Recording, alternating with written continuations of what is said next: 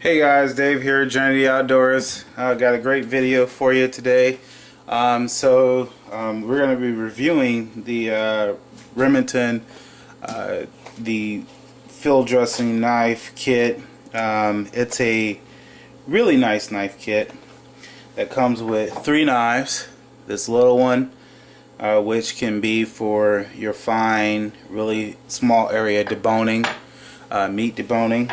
And it just goes into that sheath right there. Nice, good, hard sheath. It's really good and stiff neoprene.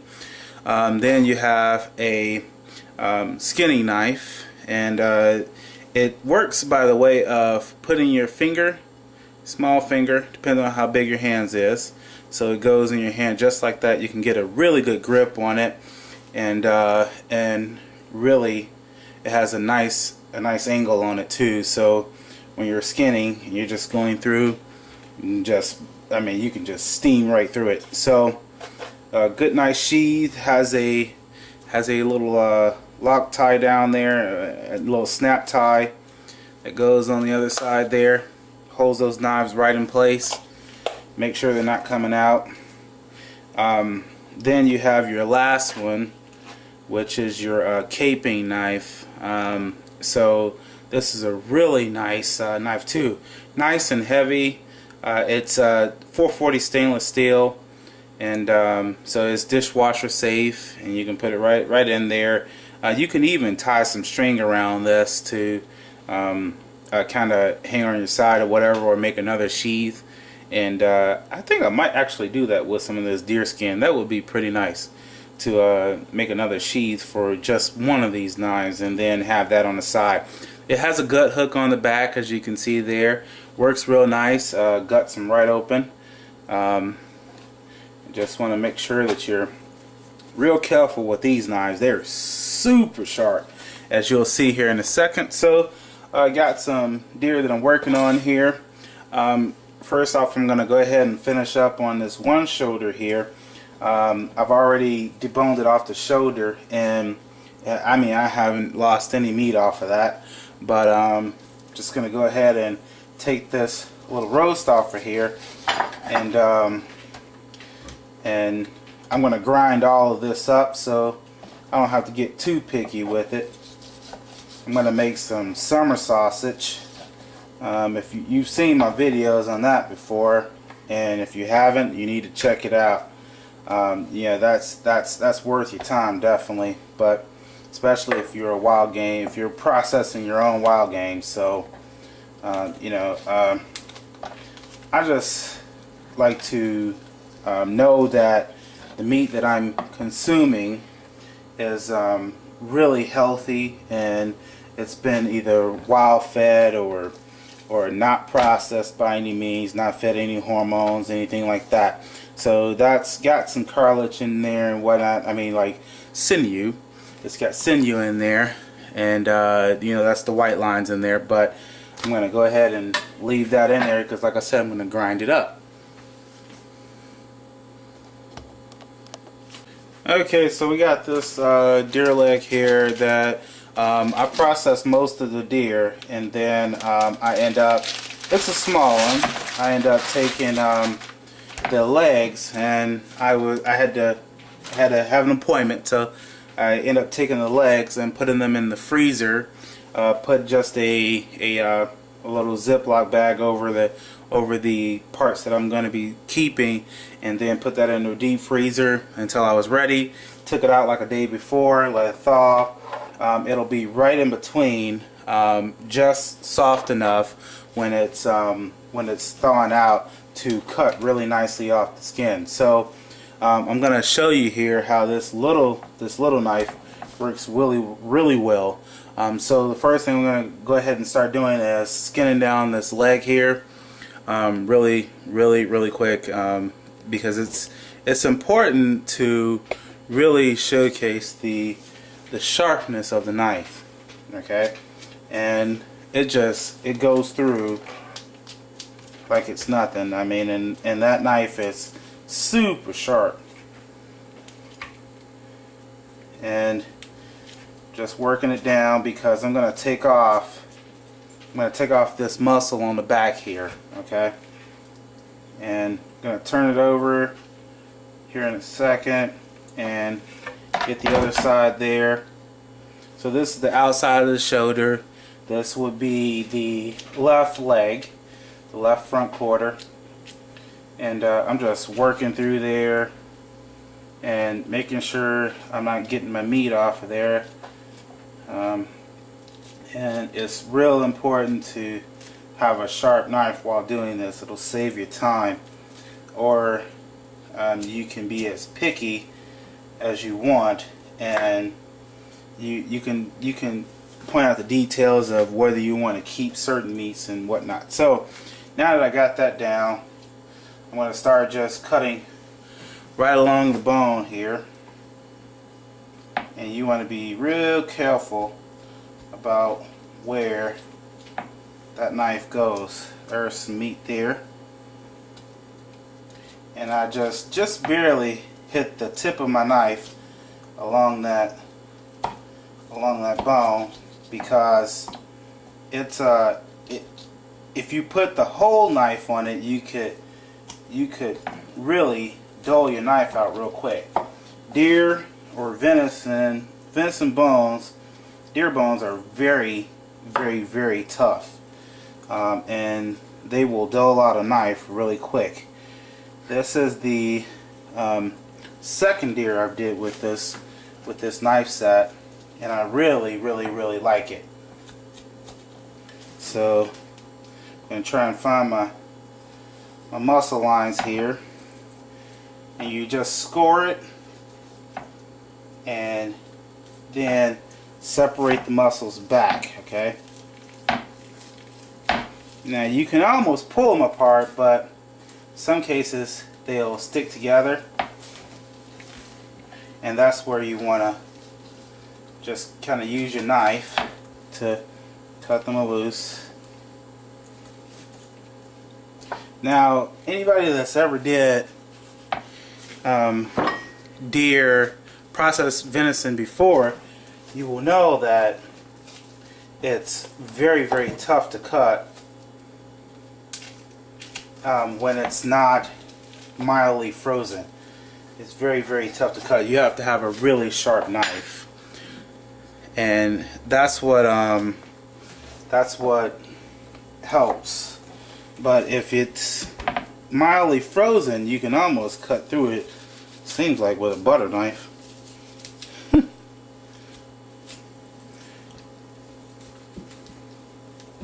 But just going along here, cutting them off in chunks.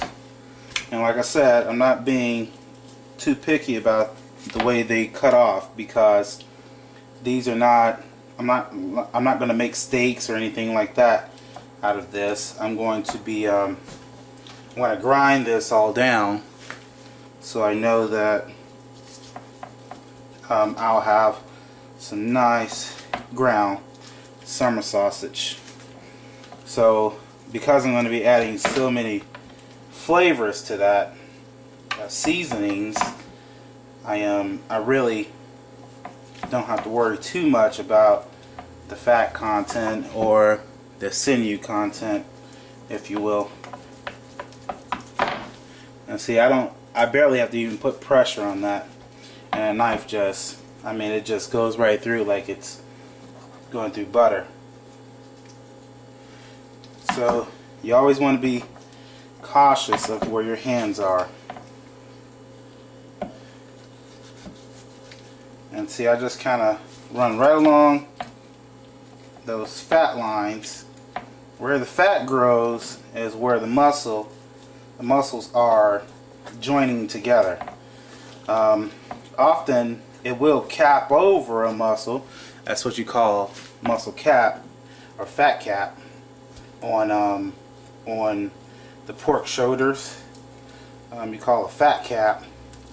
That grows over the muscle, but that's usually on nice bigger deer and the ones that have been sitting by a feed field for months on time.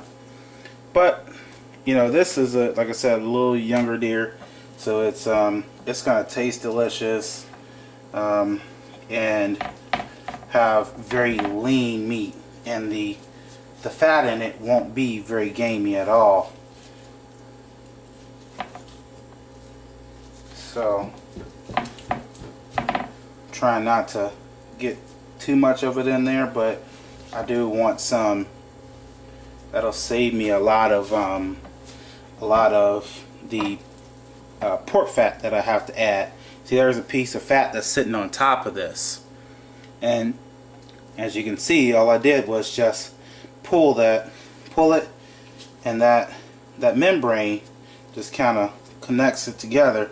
And if you cut that membrane off, it just comes out just like that. So that's a piece of fat that you want to throw away.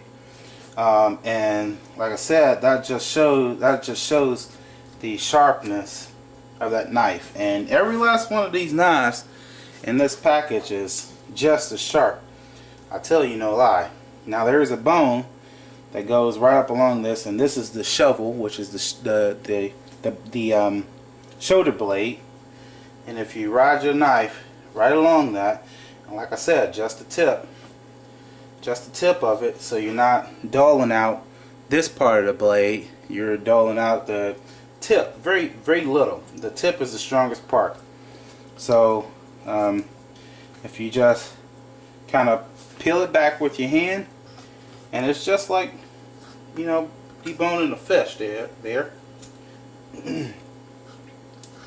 So you just kind of work your knife in, like you're cupping it out, and once you get where you getting your little steak, if you will, out of there, this will be a nice little flat piece of meat that you could put right on the grill. Season it up with some salt and pepper, a little bit of garlic, and that will be a nice little steak dinner. But I'm going to grind this all up, because when I took off this the rest of the legs and whatnot on this deer, I didn't grind up a lot, because the smaller ones are usually more, I mean, they're more tastier, so you want to use those. You want to keep those steaks and things like that on the back. You get a bigger one, then you grind that one up, but a smaller deer, it's definitely preferable to kind of keep it as steaks and whatnot. It's going to be a better cut of meat. So I think I've shown you here that this knife is pretty darn sharp. There's a little bit of a blood clot there, a little one, and I made sure to cut that out. And there's some more fat.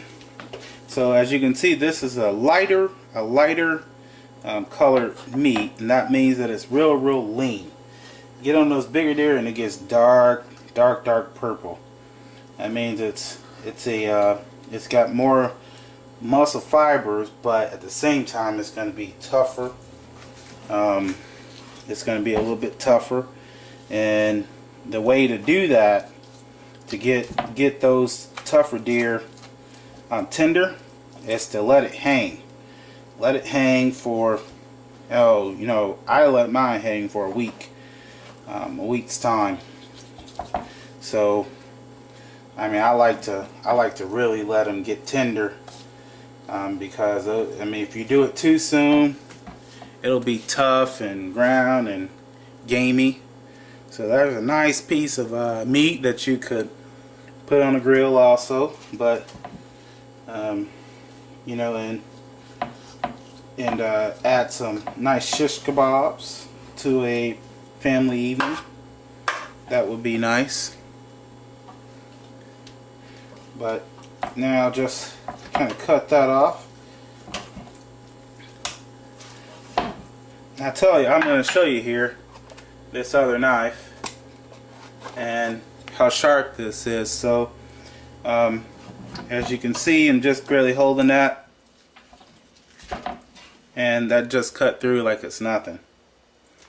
So I mean, that's I really like this knife, but I mainly use the small one for deboning and cutting the meat off, because deer skeleton is not necessarily, it has a lot of flat spots and curvatures and little corners and things like that, little nicks, and I like to use that little small knife because it can get down in there and save a lot of meat. And you see, like, most people probably would have threw that away, but look at what I just got off of there. There's another, couple of bites of meat. Ground that up, add some fat to it, it starts adding up. So, alright, and I think we're pretty much done with this. As you can see, look at all the meat that come off of there, and that all adds up. So now you know that you can do deer processing or wild game processing at home. It's very important to learn that skill, because in the economy right now, it's very worth it to be able to be self-reliant. And that's something that I hope to have been teaching you guys over the last 5-6 years of Journey Outdoors. So I'm gonna freeze this because I can use the bones to make like knife handles, little things like that. This will make a nice little shovel blade. After it hardens up, it'll make a nice little shovel blade to kind of do some digging things. This is all what the Native Americans did for many moons. Alright, till the next video, Journey to the Outdoors, out.